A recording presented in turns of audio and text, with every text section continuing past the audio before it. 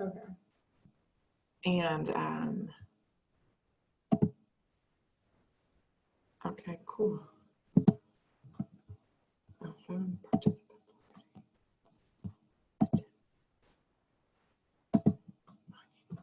Manya, I think you need to be there.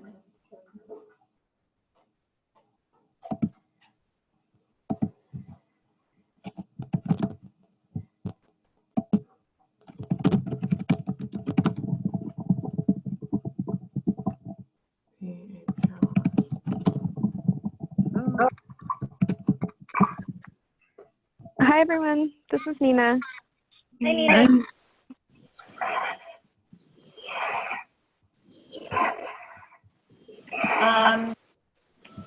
You need to join. The panelist link came from Martha. Martha, can you send I would send a note to all panelists that they need to look for a panelist link from your name in their inbox. Yeah, hold on.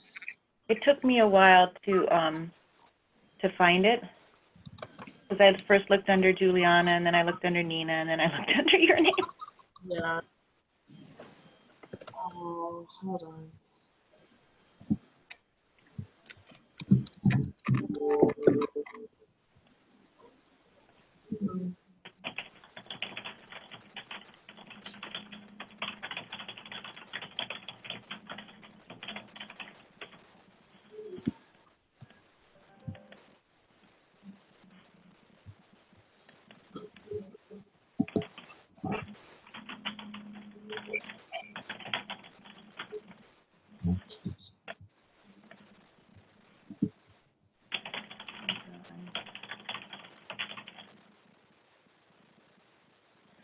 So who are we able to hear? I called in on the phone line. Hi, this is Ben. Oh, Ben, great. Fantastic. So the panelists can talk, the attendees cannot. Okay. So This is my. I'm gonna forward that link to Mercy too. okay. Can Marcy use the same link, or does she need an individual panelist link, Martha? She'll need her own individual panelist link. I'm trying to get to the page on Zoom. Oh, Juliana is gonna send it, but it's gonna be from me. Okay, great. Can you just send it to me? Okay, hold on. Hi, this is Jambi. Hi, Demby. Welcome. Thank you.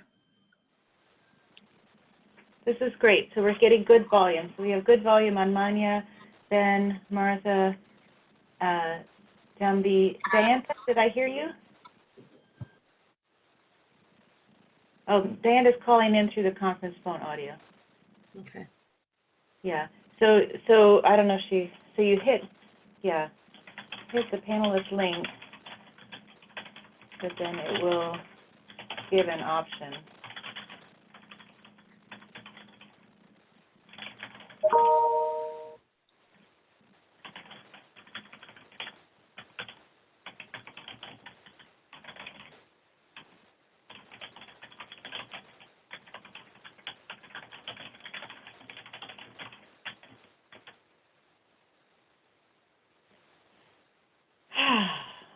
Well, it's a magnificent Thursday morning here in North Carolina.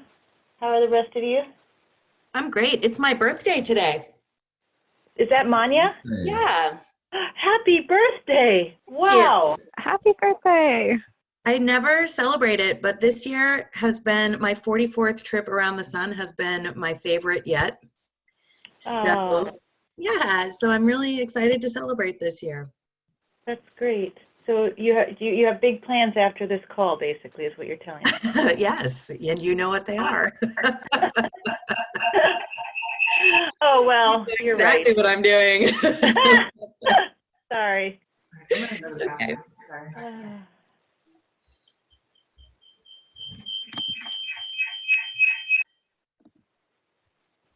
Now let's see. I see Chanri. Okay, we still need Mercy. I'm just forwarding her. Hi guys, this is Bree. Bree. Welcome. Hi. Thank you.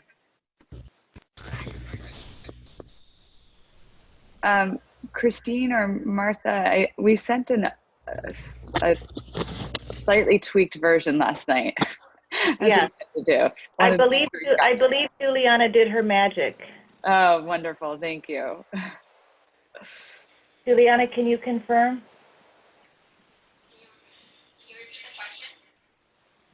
Did you incorporated Phoebe's updated deck? Oh, wonderful. Okay. And so we'll be able to, I'll be able to drive from, No. So Mila is going to advance the slides. Mila Lawn here at FHI 360. She's in a room with Martha and Juliana working together. Lovely. And so you just have to tell her next slide. Okay. Okay. I'm gonna make sure I mute all the buzzing on my computer from emails. Oh, good point. And then I'm going to do the, so actually I'm just realizing I'm not prepared. Usually I go in and make sure I can pronounce everybody's name, so I better go check on this right now. Hang on. Let me open the deck. Welcome to Zoom. You are in the meeting now. In the meeting now. Good Lord. Okay, muted. Are we good? Okay, so I muted mine. I think it was coming from mine. Okay, so Bree, of course, Bree Ferigno, I know your name, and Kunda Vundamina. Did I say that right? Are they muted? Kunda, are you there? So weird. I'm not hearing Nkunda. Maybe she and Diane are still trying to dial back in.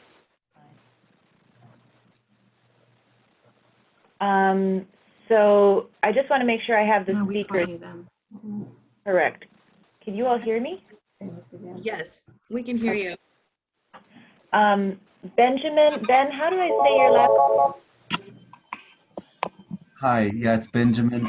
Welcome to Zoom. You are in the meeting now. Now.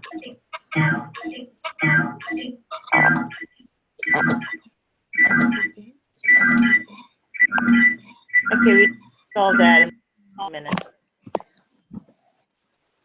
Ben, take two. How do you say your last name? It's Benjamin Evislage. Evislage like fuselage. Evislage fuselage. Love it. Yeah.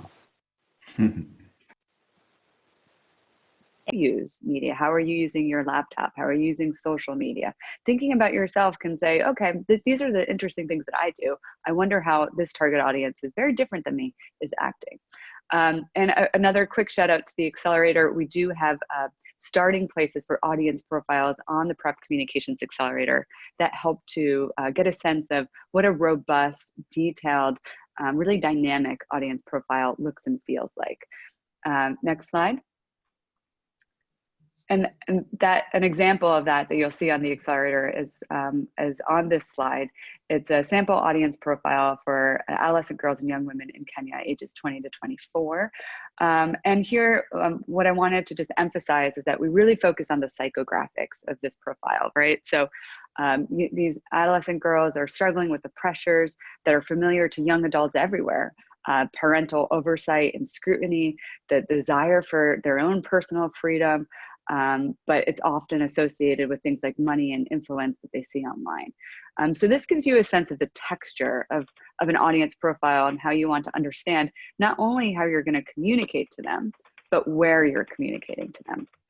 Next slide. Very quickly wanted to make sure that we understand the goal of measurable media objectives. So it's a bit different than your communications objectives, which is what you're trying to achieve. Your media objectives are how you're going to use media to achieve your comms objectives. There's an example of this here on the screen. If you're looking to do a communications campaign where you want to correct misperceptions about the effectiveness of prophylactics among couples where one partner is HIV positive, your media objective might be to reach 60% of your defined target audience at a minimum of 3 times in the first 4 weeks of the campaign. So getting really granular, setting smart goals around your media reach, your frequency, and your impact. You want to do that at the upfront so that you are selecting the media effectively. Next slide. We do have a media objectives template on the accelerator where it walks you through step-by-step of how to define your media objectives. So if you need some guidance there, head on over. I'm just going to shamelessly plug the accelerator all throughout this. Next slide. Media selection. So here's where you want to ask yourself a lot of questions about what you're trying to achieve and who you're talking to. Next slide.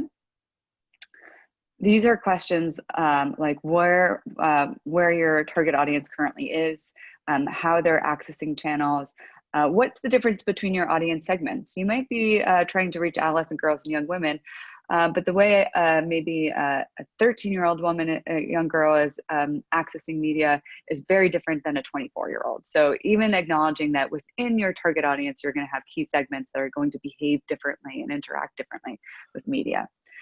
You're also going to want to understand what health-related information that you need to get across in your media. So not all media is right for the content that you're trying to convey, and we'll dig into that a little bit more. So asking these questions in the upfront is important in order to select your media.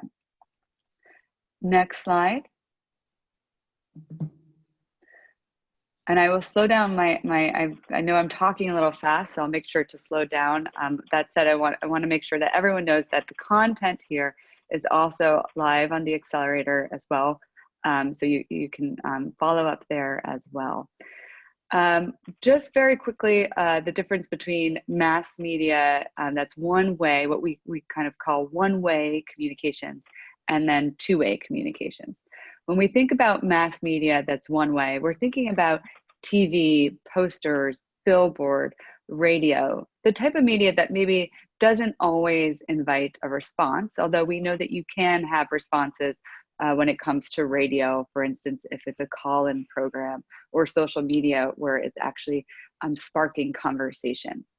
But when we think about those broad strokes media where you're trying to reach many people, when is this appropriate? It's appropriate when you have a large target audience that you're grouping segments together, so you have wider reach. When you want to repeat messages frequently to ensure that it's resonating. When you're trying to shift and help set social norms. So helping to create what we call a 360 or an ecosystem of this is the message, these are behaviors that are normalized. When we're thinking about how we create an enabling environment for PrEP, we want to ensure that we're talking about PrEP in many different ways to different people to help to normalize it. So that's where one-way communications or mass media can be really effective in blanketing kind of the airwaves around your messages. Next slide. When we think about two-way communications, this is much more related to IPC communications, right? So this is maybe where you're going into a community and having a community presentation.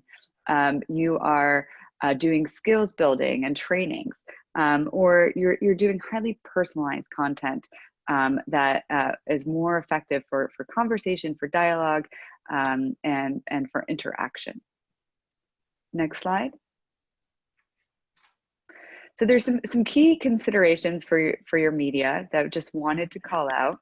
Multi-level campaigns can use one-way or two-way media tactics. And it's important to think about different tactics and channels to use rather than just using one single channel. Your campaign reach, which is often considered the percentage of the target audience that sees your message within a given time.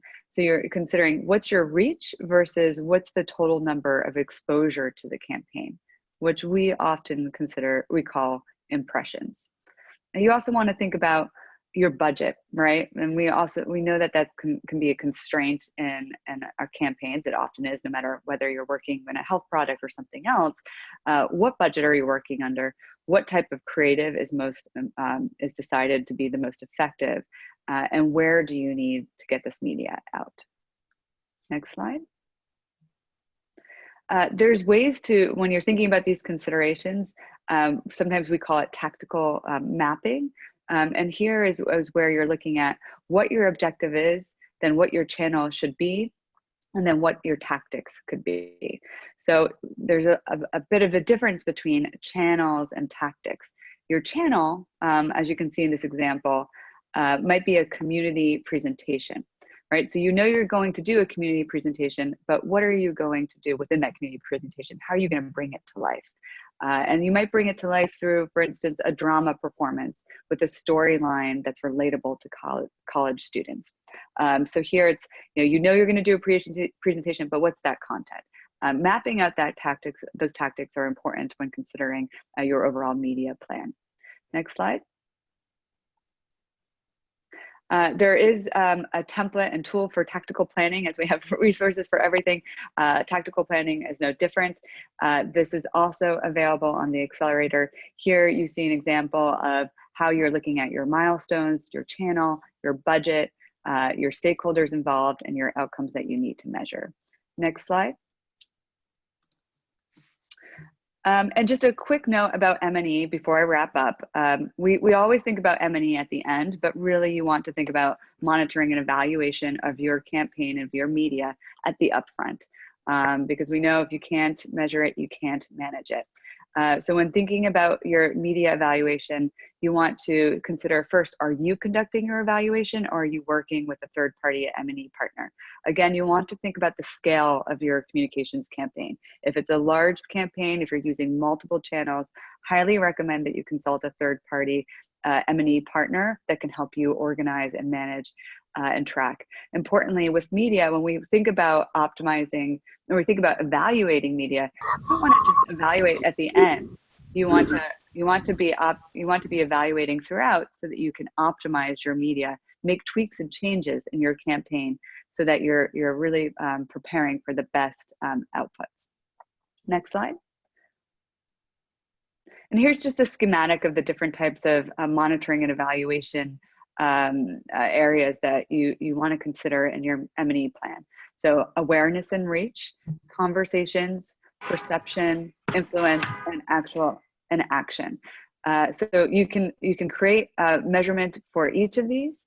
Some are more intricate than others. For instance, how you're measuring perception or influence. Measuring actual behavior change is difficult. So you want to think about what are the ways that you're doing that, who are the partners that you can pull in for that. Next slide. And lastly, one more plug before I hand it over to Nakunda. Go to the PrEP Communications Accelerator. There's a lot of guidance on media planning, or if you have any specific questions about these tools, about this primer, feel free to include it in the chat channel. Next slide. And thank you, and over to Nakunda. Good afternoon. Thank you, Bree.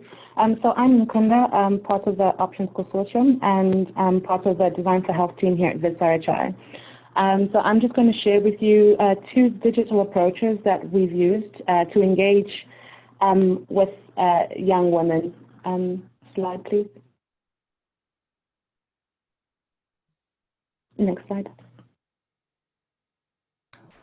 So we know that in order for us to produce platforms that young people can engage with, we have to get into the hearts and minds of young people. Next slide. So what we did was we went to them, we talked with them rather, and we had meaningful engagement with them at national youth dialogues and also IEC material testing sessions.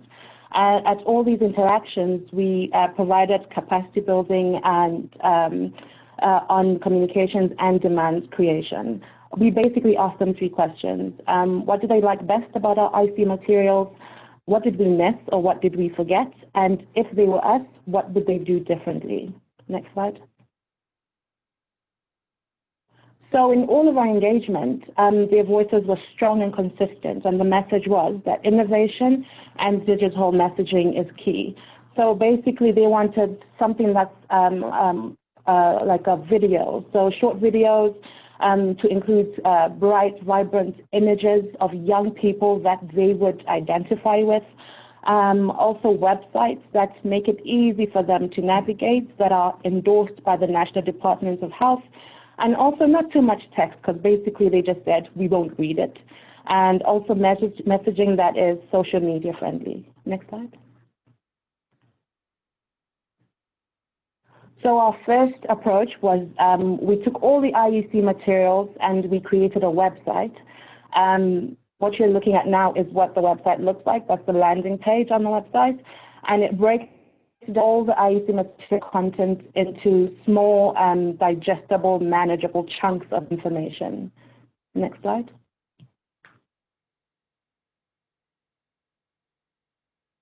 So what makes this super special is that we've developed it on technology called material design. This is material that or a design that you see on Facebook or Instagram, and it's card-based, so the material looks really touchable and it's neat, and we're super excited about it. Another component of the website that's exciting is the map. So when users go onto the website, they're able to plug in their location, and it pulls up their nearest PrEP locator or PrEP facility. Another important aspect is the gamification component. So young people can go to this page, and basically it's like a game, and it asks them a series of questions to help them identify if PrEP is for them. Next slide, please. So the second approach that we went with were 5 public service announcements, and they focus on 5 questions that we encountered when we engaged with young people. So these videos basically answer issues concerning HIV testing, addressing stigma, supporting effective use or adherence, the issue of combination prevention, and also dealing with side effects. Next slide, please. So these are pretty cool. We think that they're pretty cool, but what do young people think about them? So far, we launched the website last year in October, and since then we've had about 38,000 users. Most of them are about 81% are using the website via their mobile phones. 42% of them are in South Africa. We've reached a maximum of about 83% from South Africa. And also just to highlight that the most popular page in the past year has been the locator. So young people are looking for PrEP. Next slide, please. And then the videos have been also really popular, especially on Facebook. So we posted the videos on Facebook and Twitter. And as you can see, the most popular video on Facebook was addressing stigma, whilst on Twitter, the most popular video was addressing combination prevention. So for us, this shows us that Facebook is still a popular platform when it comes to young people in South Africa. Thank you.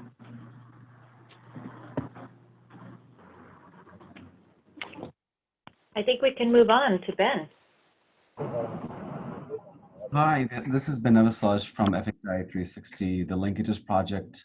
We can just move on to the next slide. So I'll give 3 examples of online channels and approaches for PrEP demand generation.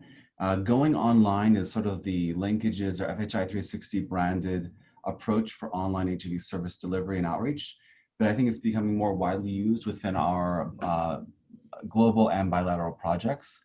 HIV programs in about 20 countries have received TA for going online approaches, and 8 countries shown on this map in red have used a more advanced online reservation approach, and that'll be what we're going to focus on a little bit more in these examples in this in my presentation, while around 8 additional countries in orange use a social network outreach strategy, which is sort of what was mentioned earlier as interpersonal communication on online two-way communication method.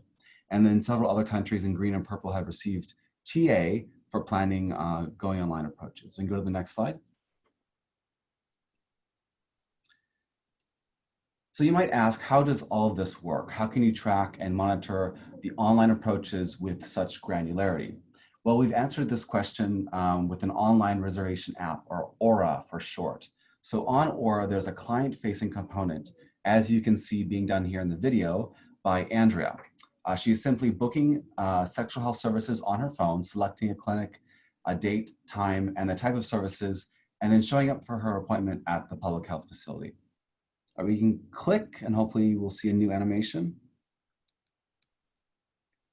Click or next slide. Yeah, perfect. So this is the clinic-facing view of Aura, where the clinic staff can see upcoming appointments, mark the clients as arrived, and report the services that were provided to that client. So this is an example of a point-of-care data collection tool, as well as a client-facing appointment booking tool. All right, click once more, I'll go to the next slide. And because we have client-reported data on the outreach side and clinic-reported data on their side, we can optimize the role of outreach workers to perform crucial roles of demand creation and online service navigation. We're also able to easily view results of online outreach across the services cascade, shown here, without ever needing to collect and aggregate paper forms. So this is a live dashboard that is just screenshot from the back end of one of our online reservation platforms in Kenya. And you can see at the very end of that cascade on the right-hand side is the number that we have linked to PrEP. So PrEP is offered in this example in Kenya. Next slide. So then how are we going to get people to be using these online reservation applications and booking services? So our first example is about advertising on dating apps. So the Linkages project in India launched an online reservation app called Yes for Me, which offered discounted HIV and STI testing at private labs in 14 major cities. The program was targeting mainly previously unreached young MSM and trans women, particularly those that did not identify very closely with the community service organizations doing physical outreach. So we needed to advertise these services to our target audience who could book services on their own smartphone on Yes for Me on the website. And so we considered how to do this to users of the gay dating app Grindr. So just so you're aware, Grindr does offer LGBT CSOs free broadcast messages. You can see an example of what a broadcast message looks like on the right here, which is a pop-up message when users open up their Grindr app. So if anyone on the call would like a short explanation of how to make use of this offer of free broadcast messages, we drafted something for Linkages that can be shared with others. So in India, we scheduled 29 broadcast messages on Grindr between May 2018 and September 2019. And from those messages, people can go right to Yes for Me and book appointments. And those messages contributed to 20% of all of our risk assessments that were done on the website. So that equals 5,500 risk assessments, 13% of all of the bookings, so booking of HIV tests, so 435, and 5% of all arrivals. So 67 clients booked and arrived for HIV testing from those ads.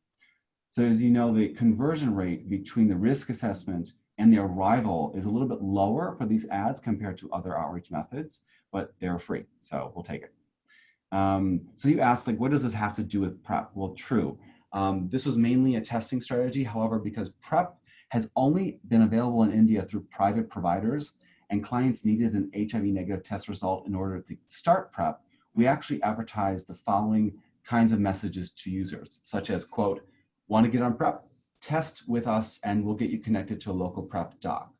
So we collaborated with local private physicians that do prescribe PrEP to ensure that they would accept our clients and accept the private lab HIV test results that we were offering to them.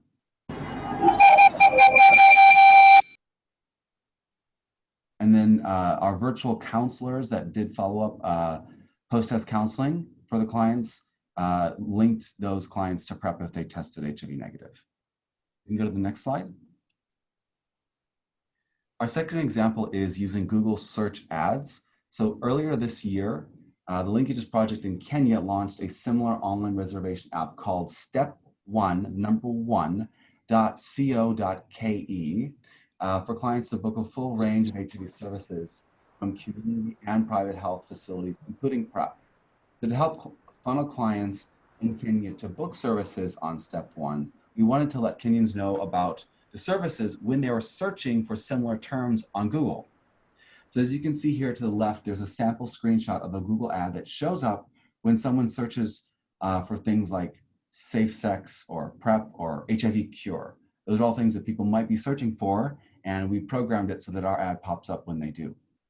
So Google also offers qualifying nonprofits $10,000 per month in free Google search advertising.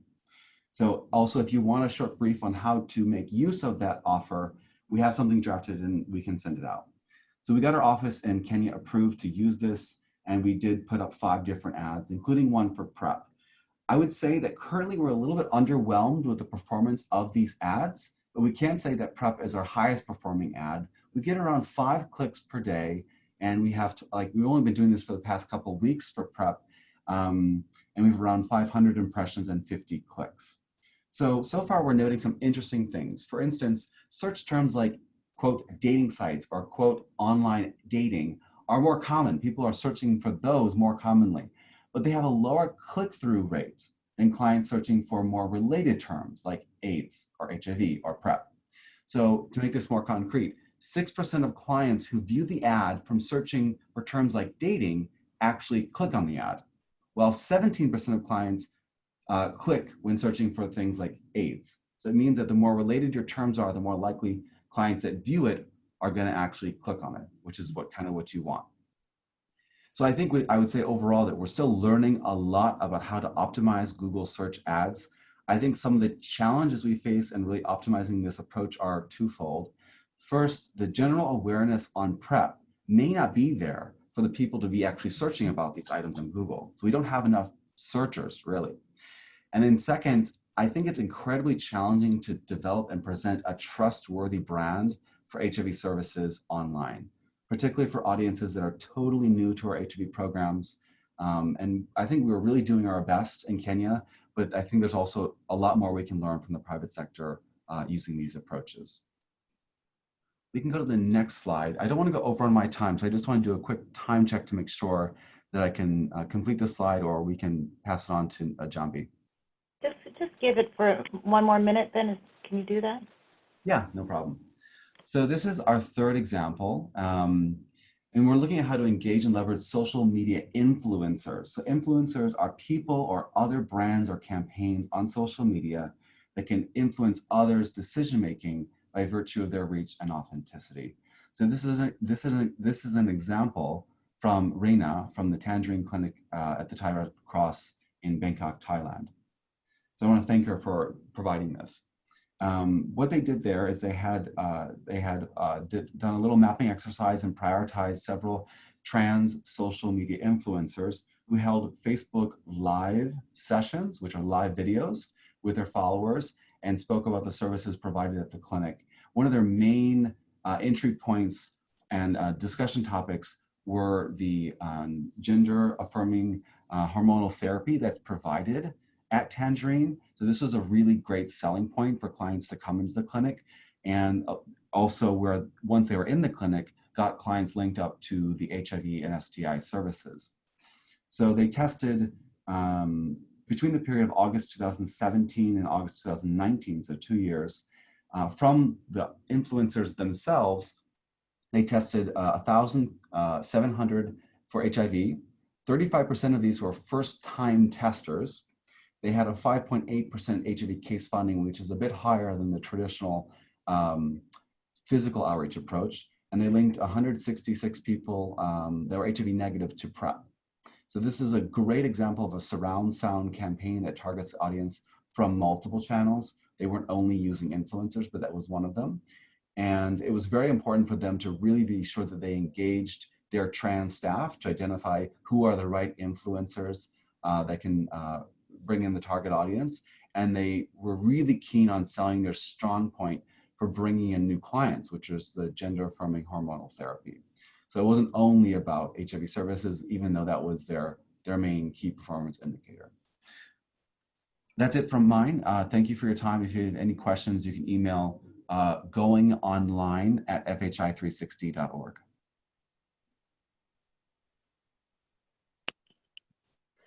Okay, thanks, Ben. I think I'll carry on from where you left off and talk a little bit about how we use the influencers and outreach workers to impact our cascade in Kenya and how it relates to PrEP.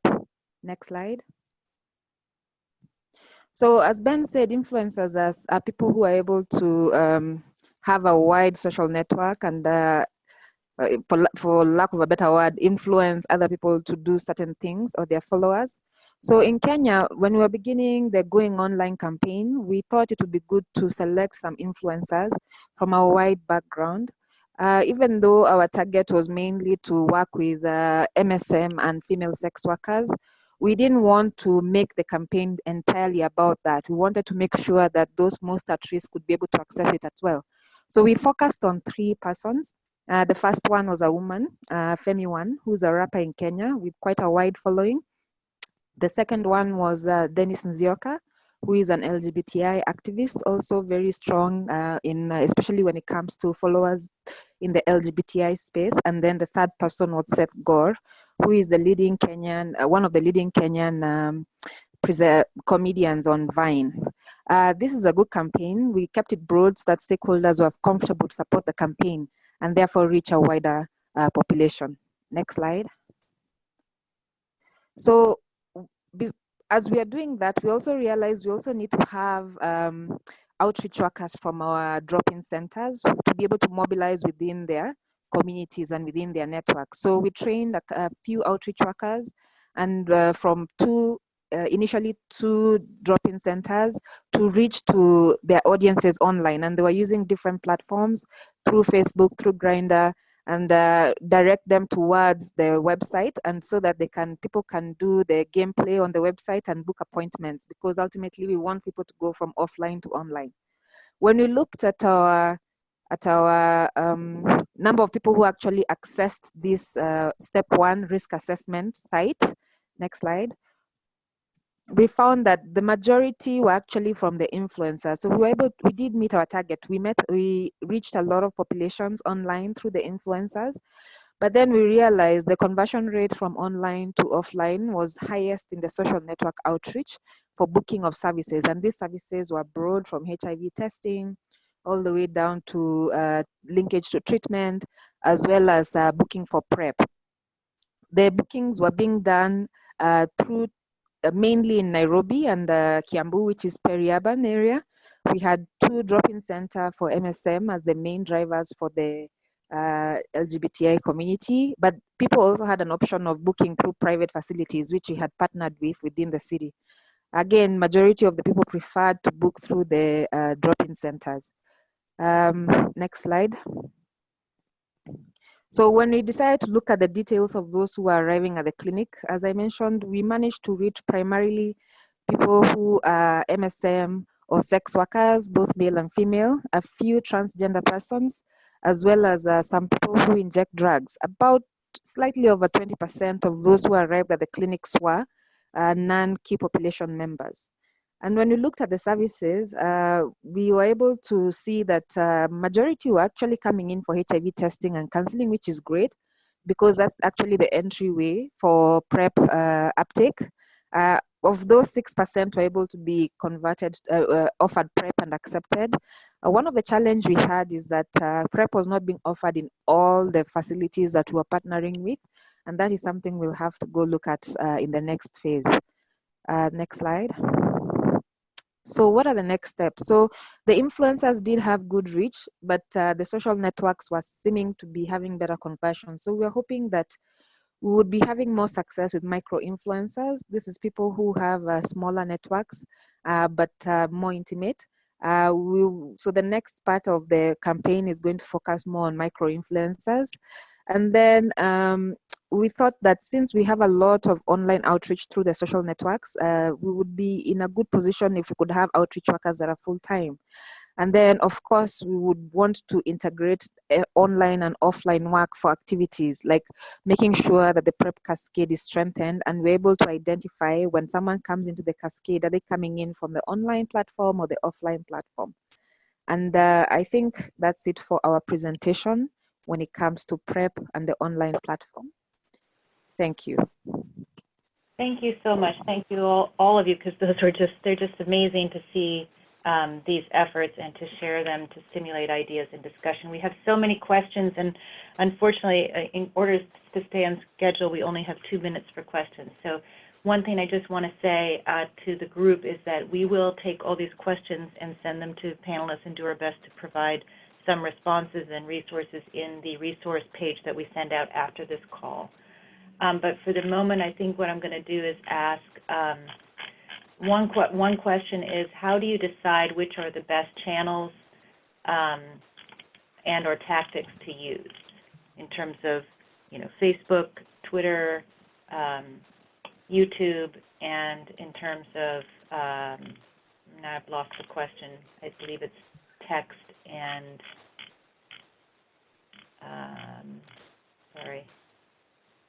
text, image, voice, and video. So I'm just going to pause there and see if any of our panelists want to jump in and respond to that.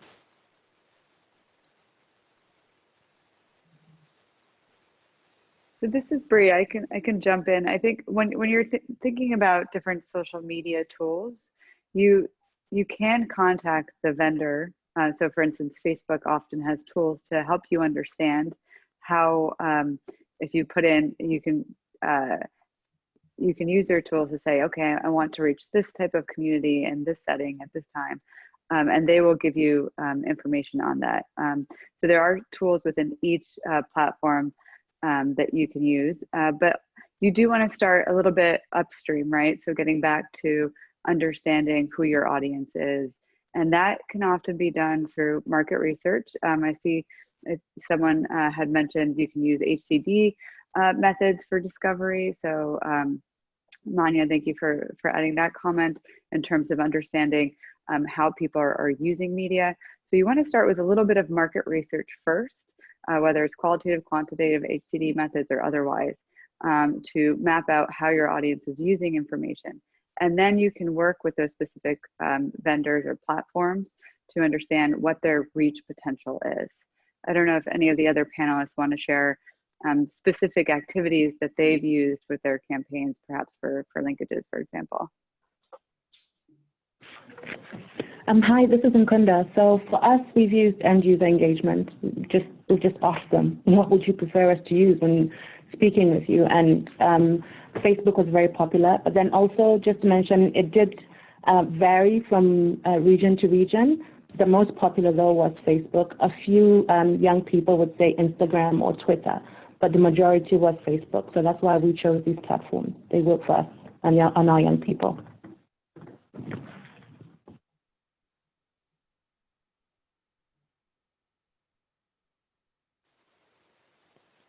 Okay, then I'm just going to move to one other question, thank you, that I think is really important. There's a question here about how do you engage policymakers and healthcare providers meaningfully? This says in PrEP programs, but I'm also thinking this is in terms of developing these communication strategies. And I'm going to put this over to Nkunda because their work has been done in close collaboration with the National Department of Health in South Africa. Nkunda?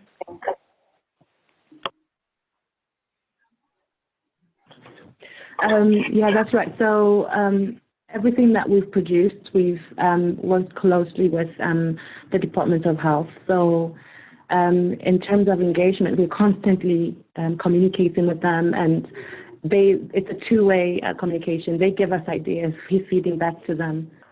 And also we have a technical working group that provides a wonderful opportunity for us to engage with them.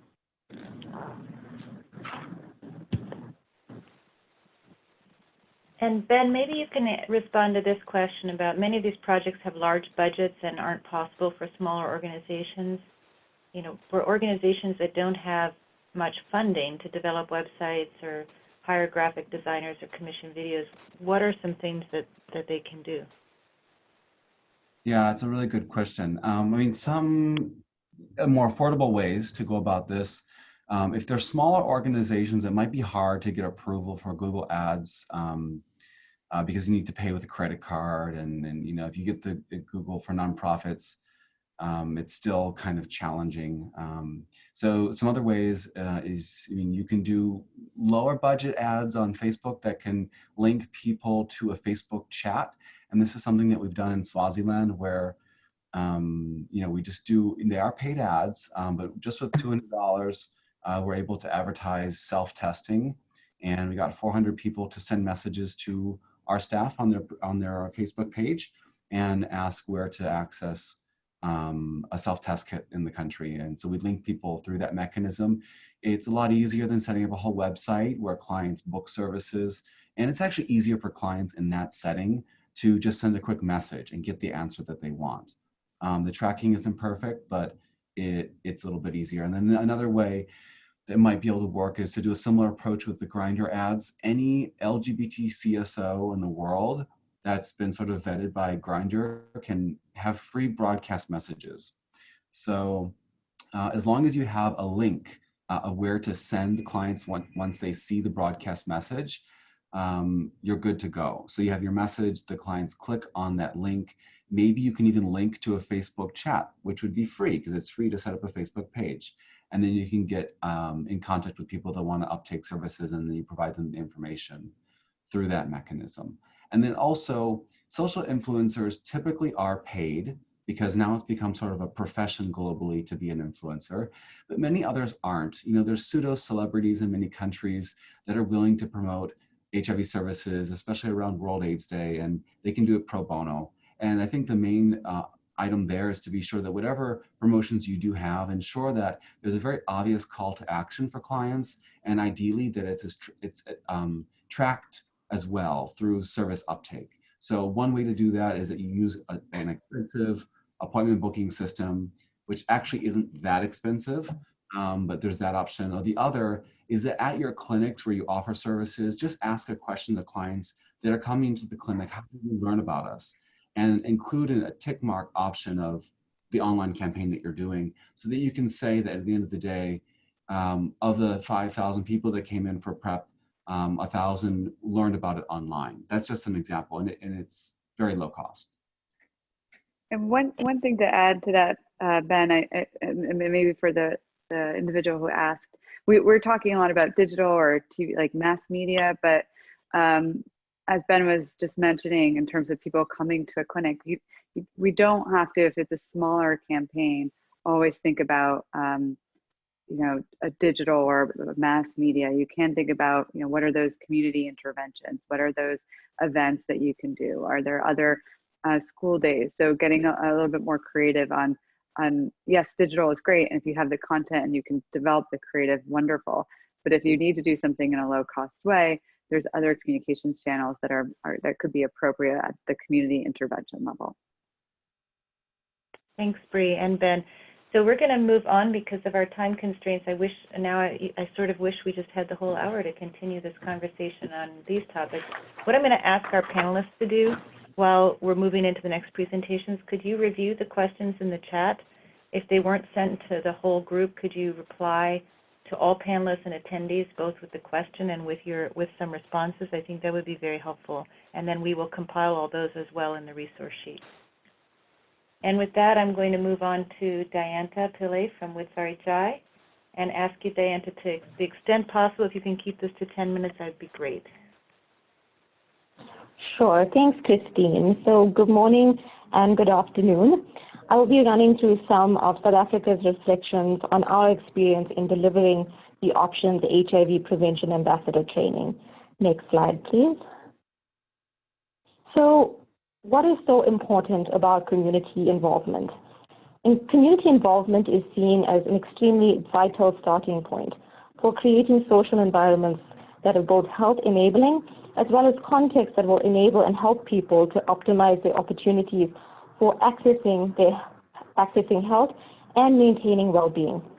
So what literature tells us is that community involvement can play an important role in reducing HIV transmission, HIV stigma, and can also facilitate access to healthcare and support adherence.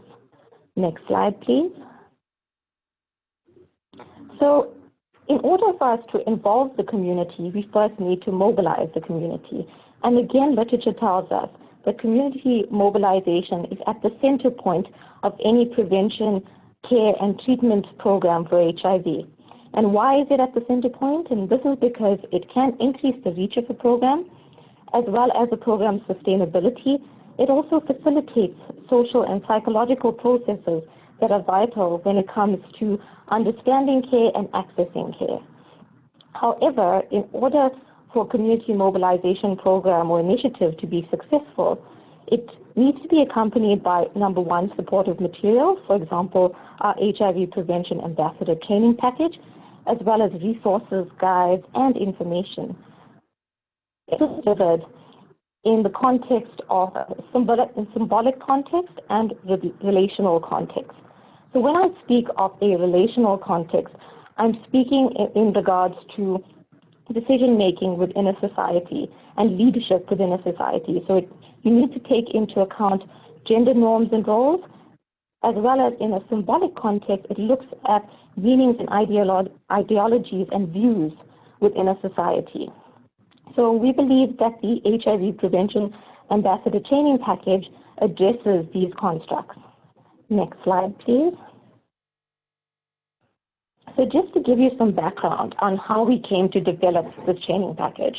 So in discussion with the options partners, it became clear to us that there were existing ambassador training tools. However, these tools did not have sufficient information about PrEP.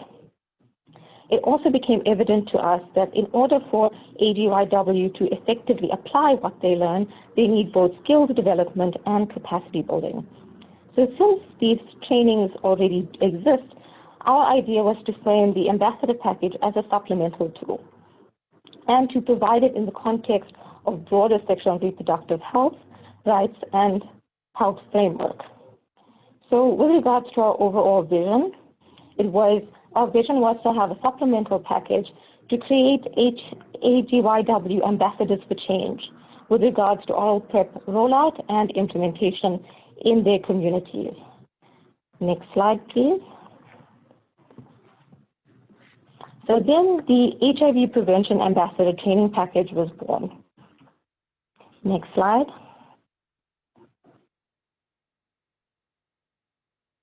So this just gives us an idea on the power of training young people to be ambassadors for HIV prevention. So my little red stick woman or man is basically a trained ambassador. And this trained ambassador can go on to train other ambassadors. And these other ambassadors will go on to train more ambassadors. So for example, you start with one trained ambassador and you end with 10 trained ambassadors.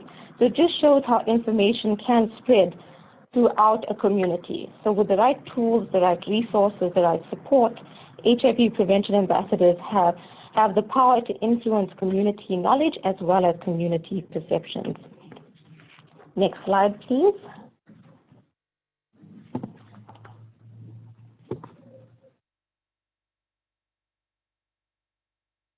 So how can HIV prevention ambassadors be agents for change? So in order to answer that, we look at a socio-ecological model. And we look at the level of the individual, the interpersonal, community, and societal. So prevention ambassadors can address the individual and interpersonal through behavior change communication.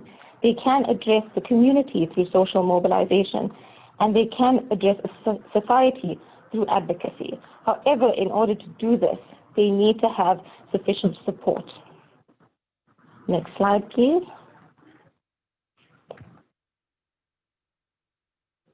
So now if we look a bit more closely at the training manual itself, it is split up into 3 distinct sections. So part 1 is the facilitator preparation. So this section looks at how facilitators can effectively implement the training. It also provides facilitation tips and guidance for preparing information and training. The next section is the actual training manual part 2, which is a comprehensive manual for facilitators to train AGYW. And this consists of both foundational knowledge, it consists of activities and session plans. And the third part of the Ambassador Toolkit is a separate booklet that contains all the tools and resources that we provide during the training. Next slide, please.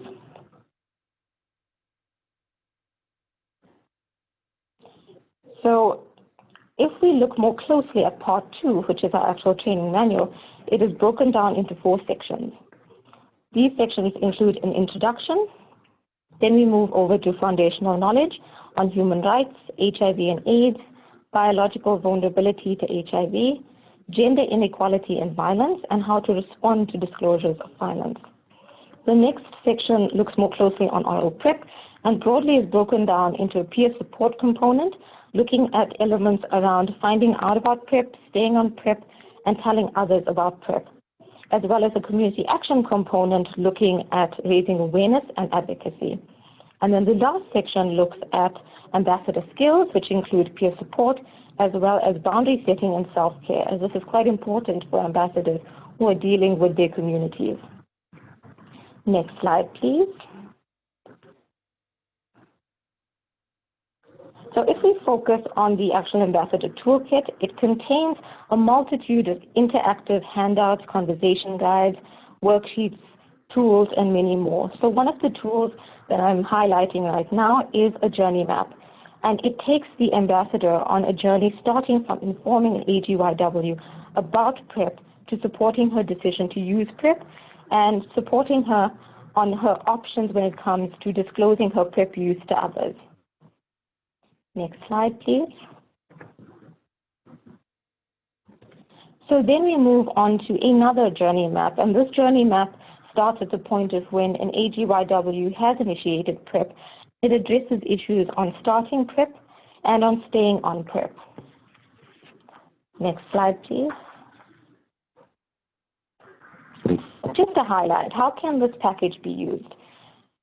The manual is divided into 4 distinct sections, and each with multiple modules per section.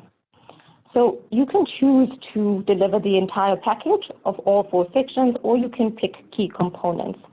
But in order to decide whether to do this or not, you need to understand your audience. So you need to understand your knowledge, the knowledge and experience of your audience, and where the key focus of your audience is. You also need to determine how much of time you have to deliver this training. You also have the bandwidth to adapt the activities in the manual to suit your audience. And you can add other forms of activities. For example, in South Africa, we added a participatory training method called the Bridges of Hope training to highlight different forms of violence in the form of an edutainment drama skit, which was followed then by a reflection and a discussion. And my next slide will show you just some of the outcomes of our video, our drama skit. Next slide, please.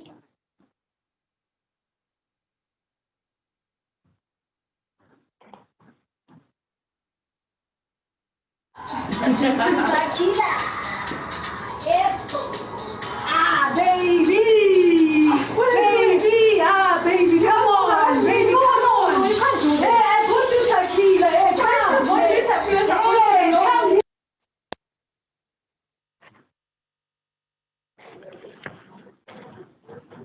So this video is just highlighting a scene from a bar where a male buys a female some tequila and expects her to give something back to him. And this was our example of economic violence. So we had some really good participants / actors who provided this skit. Next slide.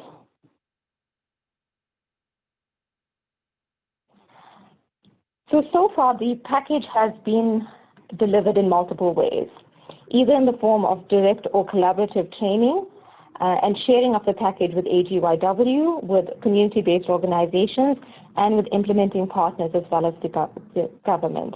So in South Africa specifically, we have trained a CBO who works with AGYW, as well as trained implementing partners who hire counselors for HIV counseling. In Zimbabwe at PZAT, they have integrated the training into the SHA's Hub Life Skills training package, as well as provided training to Dreams and non-Dreams champions in the Mazoe district. With regards to Kenya and LVCT Health, they have yet to start their trainings, but their trainings are planned to start at the end of October. So this includes training mentors and peer champions in Dreams, as well as AGYW advisory boards, as well as sharing the training package with CBOs training AGYW and their country health departments. Next slide, please. So for those who are interested in accessing these resources, they are available on PrEP Watch using the following links. And to follow soon are translated versions in Swahili and Shona. Next slide, please.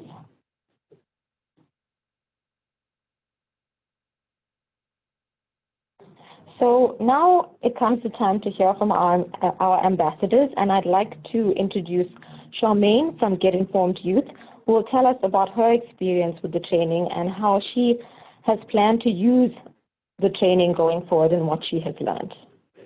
Thank you so much, Diane. Hi, everyone. My name is Charmaine. Well, my experience with the training was quite amazing because when I first got introduced to my PrEP training ambassador, I was like, okay, this is it. This is it. This is it. We've been waiting for this for such a long time. The experience is amazing because speaking from a view of a young person, we are affected by HIV in the community. We've been waiting for this for such a long time because I've lost people, I've lost friends, I've lost family. I wish this could have came earlier so that I can do something and maybe they could be prevented from being infected with HIV so that they can still be here with me today. But I'm glad that it happened. Then that means we can still be able to save more people. And with my experience with the training and the tool that was in the training, I think it's very much easier to access and very understandable for young people, especially in small communities around South Africa. So it's not that difficult to understand the tools that we can use to implement the program or the training. So I'm very excited, and it's been a great journey. I've learned a lot and many skills, and I'm ready to take whatever that I learned and back to where I stay, because I think this information is going to be very vital, especially to people who are in need of this information. What I'm currently doing in terms of what I've learned through the training is that usually I work for a youth development center. So I see about plus minus 25 young people a day.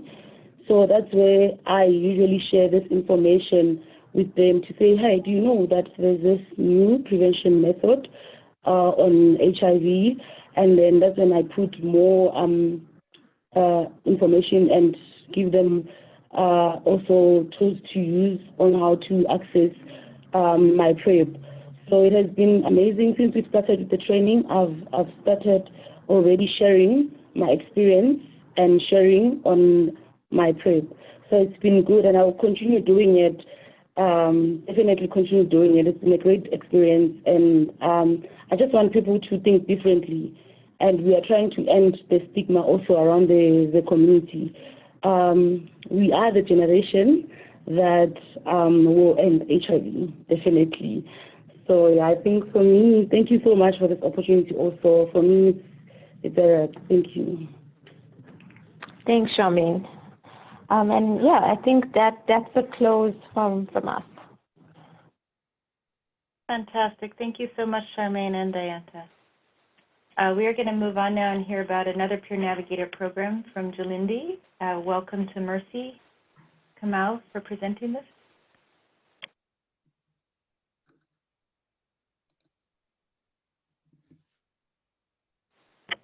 Mercy, are you on the line? Yes, I'm on the line. Okay. Mila, can you move to her first slide, please? Okay. This is Mercy Kamau. I work for Jilinde Project. With me here, I have Sylvia Okoth, who is a peer educator at Bar Hostess, and Sam Gedaiga, who is also a peer educator at Hoemers. So today we'll be sharing our experiences working with peer educators in as a communication channel for demand creation for PrEP among men who have sex with men and female sex workers. Next slide. So I just want to give a brief overview of Julinde project. This is a 4-year project which is funded by Bill and Melinda Gates, and its main goal was to demonstrate and document effective model for scaling up PrEP among people who are at substantial ongoing risk for HIV infection in a raw resource setting. In Kenya, we are working in 10 counties, and we had a target of 20,776 clients to be reached and initiated on PrEP. But currently, we are happy that even we have surpassed the target. Next slide. So at the beginning of the project, we identified peer educators as one of the channels that could be used for communication about PrEP among men who have sex with men and female sex workers. So we started by identifying and contracting local organizations that were already working with this population. To start with, we identified 1,007 peer educators who were already working in this organization, and good enough, they were already trained on the basic training on HIV combination prevention. So we were only, Julinde worked around plugging PrEP into this peer educators system that was already working. So each peer educator is responsible for a cohort of about 40 to 70 clients that they are expected to follow on quarterly basis with HIV prevention, treatment and care services. And to facilitate them to do this work, they are usually facilitated by a monthly stipend as per the Ministry of Health national guidelines. At the end of the quarter, those peer educators who perform exceptionally well, they are given recognition in different ways depending on how the organization does its recognition. The next slide. So since we were plugging PrEP into already existing peer education program, we had to be innovative as Julinde, and we came up with unique approaches for integrating PrEP into the existing system. First, we trained the 1,007 peer educators on PrEP because most of them had knowledge gap, and even they had a lot of questions asking, what is this PrEP? You're hearing about PrEP. So some of them had participated in demonstration project, but still they had a lot of questions because they were implementing PrEP under a demonstration project. But now Julinde was to demonstrate that PrEP could be delivered in full scale in routine service delivery. So what we did, we trained the peer educators, equipped them with the knowledge and skills to enable them deliver PrEP services to their peers. And also they were given facilitators guide that was supposed to be a reference book for them. Whenever they are talking to their peer, they can keep on referring to the facilitators guide to get the information correct and accurate. Then the second way we engaged the peer educators was to engage them throughout the process of developing communication messages for PrEP. And this, we used this within the human-centered design process. And the question we kept on asking ourselves together with the peer educators, how might we, whenever a myth or a misconception arises, we kept on asking ourselves, how might we counter this myth? How might we counter this misconception? And peer educators always being in the community, they were able to come up with innovative strategies, innovative messages to counter those misconceptions. As the first presenter said, that if you want to understand how to hunt, how lions hunt, you go to the jungle. Actually, in our process, we always went to the jungle, sat with the peer educators and came up with innovative ways of addressing, of communicating to the target population. The third way, we incorporated PrEP into the existing peer education and ensuring communication is going on well. Through the peer educators, we were able to come up with conversational starters, IEC materials, that whenever the peer educator carried them within the hotspot or at the community level, the IEC materials were able to start a conversation. For instance, I can cite one of the bags that was called Glow in the Dark bag that had a message on Ask Me About PrEP. Whenever the peer educator carries that bag and it is glowing while she's maybe in the hotspot at night, then the peers would be able to follow the peer educator and ask them, what does this mean? What is this PrEP that you're talking about? And this one started conversations among the people who are in the hotspot or where the peer educator was doing their work, even within their social network. The other approach we used was creating solidarity between the HIV positive peer educators and HIV negative. Initially, as the project was starting, there was this perception like PrEP is for HIV negative people, so only HIV negative peer educators could talk about PrEP. But we realized that was causing some stigma and discrimination within the communities, especially among MSM and FSW. And therefore, we created a peer education system that was creating that solidarity and oneness in terms of addressing HIV. And this has worked out very well because in some drop-in centers, we have realized that HIV positive peer educators are even very good motivators for PrEP and even messaging for PrEP. So this has worked out, and we have realized that it is working out well, especially when you create no barrier in between. The other way we plugged in PrEP was enabling peer educators to create demand and communicate about PrEP within their social networks, probably using their friendships that already exist. And they were able to reach out to their peers very easily because they are equals, they can talk as equals. But at this point now, peer educator is more knowledgeable and can be able to deliver accurate information about PrEP. And this worked out very well because they were able to refer, in those social interactions, they were able to refer clients who are in need of PrEP. Then the other way we engage the peer educator is by having events where PrEP was positioned as the in thing or a cool thing. And in these events, people would talk about PrEP in a very cool way so that it looks like something that everyone needs to admire if they are eligible for taking up PrEP. Then the other skill we equipped peer educator with was to identify clients' inner motivation, because we realized PrEP is for people who are not sick. And if someone is not well motivated, they might not take PrEP. They might be initiated and drop on their way.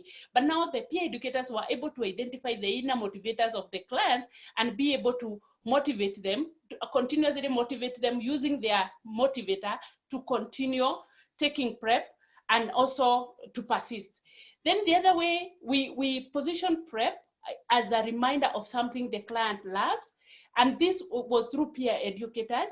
Like, if I love my children, can I position, every time I have a reminder for taking PrEP, I remember my children because I love them. So those were some of the ways that we engaged peer educators, and they were able to create demand and even communicate, give messages for PrEP. Next. So at this point, we want to share a video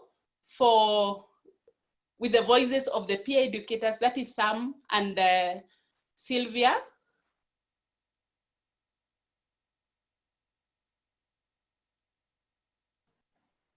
My name is Sylvia Okoth, a peer educator from Bar Hostess Empowerment and Support Program. When PrEP started, the community had a very bad perception about PrEP.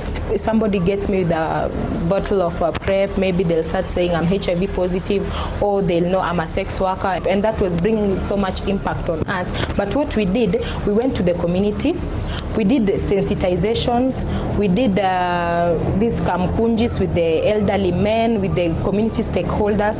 That helped us so well because at least we tried to break the barrier between the community and the PrEP takers. Like we gave them the information. What they had myths and misconceptions. Tell them that PrEP is it is a prevention method, just like a condom, just like any other prevention method. So it's not a bad thing for someone to take PrEP.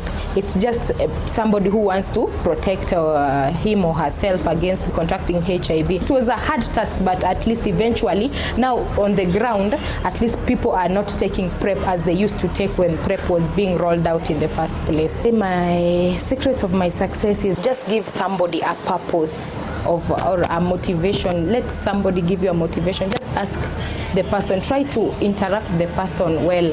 Ask that person, why do you think taking PrEP for you will maybe is a plus for you, or why do you think taking PrEP is good for you? Somebody will say, I have a child. Somebody say, I have a family. I want to live a negative life. Another one will say, so that has been something that has been helping me, keeping them on PrEP each and every day.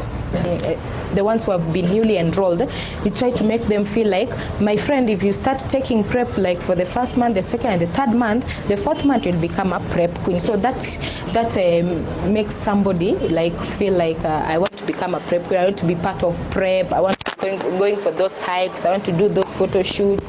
So it brings very nice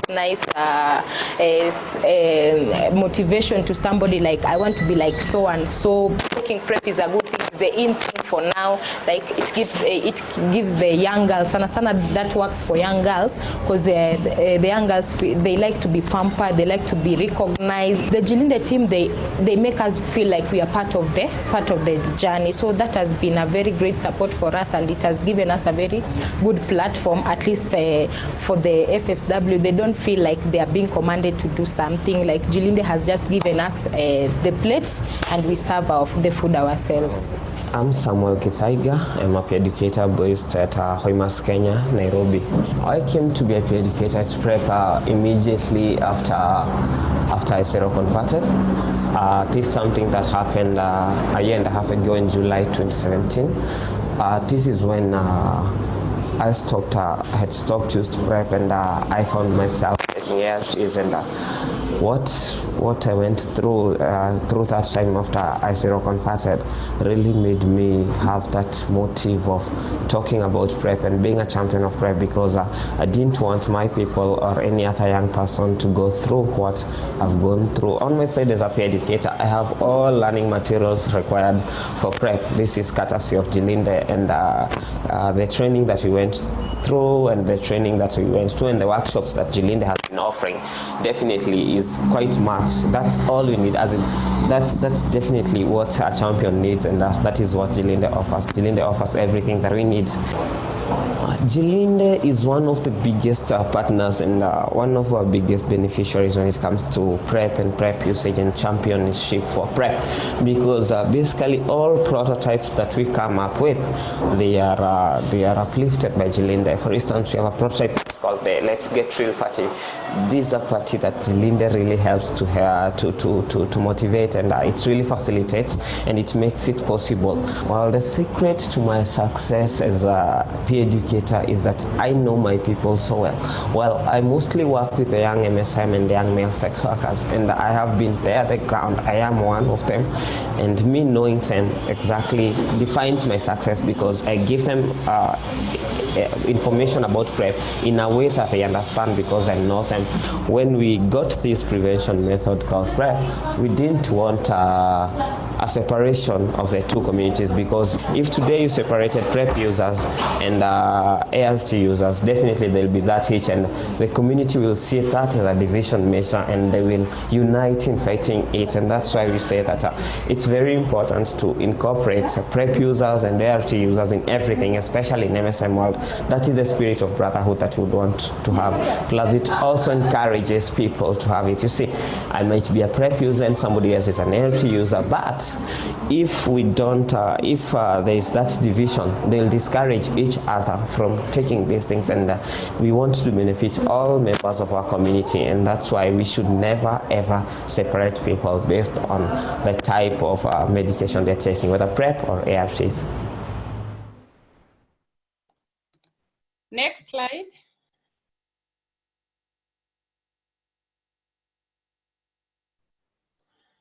Okay. In Jilinde project, we used 3 entry points just to determine which is the most effective one in terms of referral to the service delivery point. You use the peer networks, the community outreaches, and the interfacility referral. And we have realized that most of the clients who are coming into the facilities, they cited peer educators as a referral point where they got the information to come to the drop-in center at 42%. Next slide. So the key reflections we are talking about at this particular time is like most of the peer educators program within among the key population is donor dependent, and therefore sustainability need to be thought well through, whether it can be a peer education program and the key population program can be facilitated by the government to ensure that their stipend is paid. Then due to migratory nature of men who have sex with men and female sex workers, sometimes they miss out on appointments as when they travel to a far city where they were not enrolled, and therefore probably a national mechanism for referral is required to ensure wherever they go, they can be able to access the services. And still, sex work and MSM practices are still illegal in Kenya, so sometimes they encounter security challenges, although through engagement of key stakeholders, this one is somehow slowing down. The next slide. So in our conclusion, we have realized that engaging peer educators in developing the content or for communication content ensures that all the communication messages that have been developed best suits the MSM and FSW, and the policy that we use is like nothing for us without us. We have also realized that peer educators are very effective in terms of demand creation because they use the existing friendships and networks, and they also act as a very trusted liaison between the population who needs PrEP and the service delivery points. They are also they also relate at an equal level, and therefore they are able to talk to them in a very friendly way as peers, and at the same time they are more knowledgeable, so they can keep on giving the right information and even influence the behavior change. We have also realized that, like today I'm with Sam and Sylvia, they have become good role model in terms of messaging. They, using their own experiences, they are able to talk to their peers and model about the PrEP use within the peers, and therefore they get more trusted in this. And the next slide. Thank you. And for any question and answer, we are ready to give the responses. Thank you so much, Mercy. I think we have 5 minutes left, so I think the most important question that emerged to me on the chat around the peer educators is, do they work? Do they help drive PrEP uptake, PrEP continuation, or PrEP awareness? How do we know that?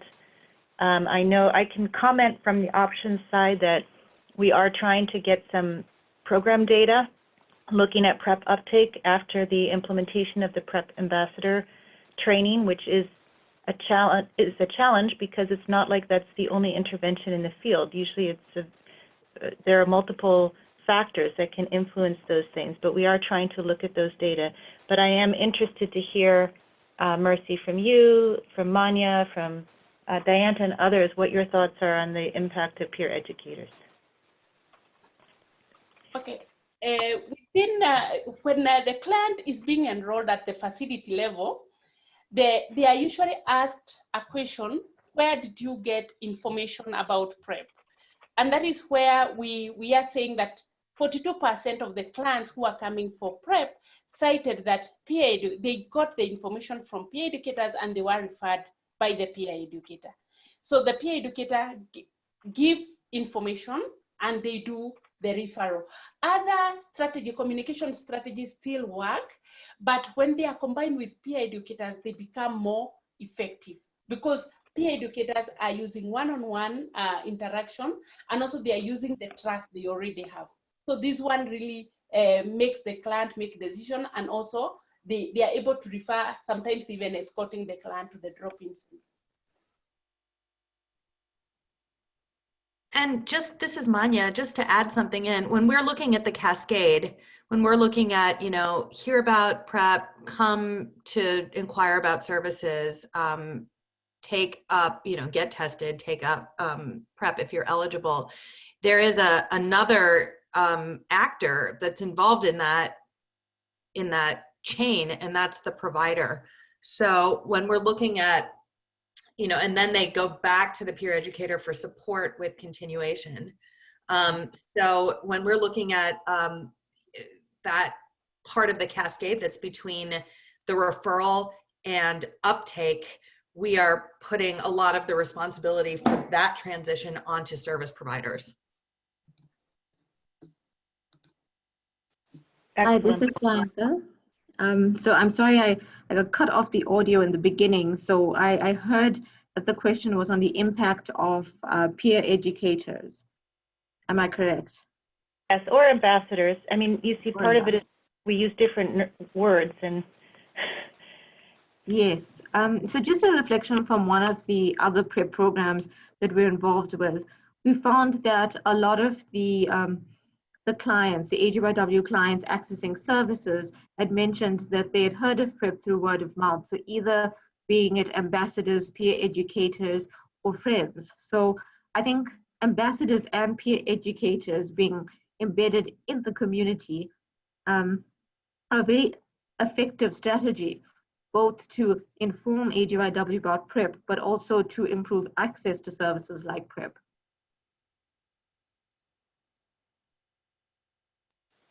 Thanks, Diantha. I think we are actually at our time. So I realized I never did what I said, i.e. unmute all the participants so that everybody could talk, but we have had a very active chat. We are going to collate these questions and answers and see if we can get more answers and send that out in a resource page with a link to the presentation. Please give us a week or so to get this out to you because there are a lot of questions to cover. But I guess the other thing I should mention is we have a few more webinars coming up. So please join us again on October 24th. We're going to talk about PrEP integration. And on November 21st, we're going to talk about target setting and costing.